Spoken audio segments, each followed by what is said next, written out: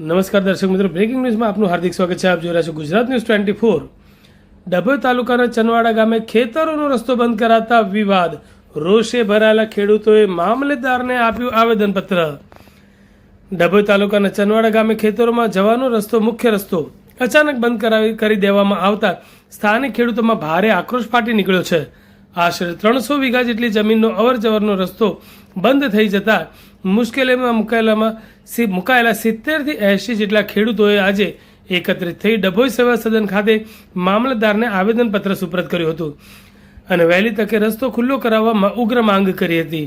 મળતી માહિતી મુજબ ચનવાડા ગામના જ એક ખેડૂત રમણભાઈ સોમાભાઈ બારિયા દ્વારા ગઈકાલે અચાનક જ ખેતર તરફ જતો રસ્તો બંધ કરી દેવામાં આવ્યો હતો. આ રસ્તો એ વિસ્તારના અંદાજે 70 થી 80 ખેડૂતો માટે પોતાના ખેતરો સુધી પહોંચવાનો એકમાત્ર સહારો છે. રસ્તો બંધ થઈ જવાના કારણે આશરે 300 વીઘા જેટલી ખેતીની જમીનનો સંપર્ક તૂટી ગયો છે, જેના લીધે ખેડૂતોને ખેતરમાં આવજાવ કરવા તેમજ ખેતીના સાધનો લઈ જવા માટે ભારે હાલાકીનો સામનો કરવો પડ્યો છે. ખેડૂતોને કોઈ જવાબ નહીં મળતા રોષે ભરાયેલા ગ્રામજનો સેવા સદન પહોંચ્યા હતા. સ્થાનિક ખેડૂતોના જણાવ્યા અનુસાર જ્યારે રસ્તો બંધ કરવા બાબતે જવાબદાર ખેડૂત રમણભાઈ બારિયાનો સંપર્ક કરવામાં આવ્યો હતો અને ખુલાસો પૂછવામાં આવ્યો હતો, ત્યારે તેમના તરફથી કોઈ યોગ્ય કે સંતોષકારક જવાબ આપવામાં આવ્યો ન હતો. ખેડૂતના આ અડિયેલ વલણને કારણે ચનવાડા ગામના અસરગ્રસ્ત ખેડૂતોમાં ભારે રોષ જોવા મળ્યો હતો. ખેડૂતોની એક જ માંગ છે કે હાલ ખેતીની સિઝન ચાલી રહી છે, ત્યારે અચાનક રસ્તો બંધ થતાં અમારું આખું વર્ષ બગડે તેવી સ્થિતિ સર્જાય છે. તંત્ર દ્વારા આ બાબતે તાત્કાલિક દખલગીરી કરવામાં આવે અને રસ્તો વહેલી તકે ખુલ્લો કરવામાં આવે.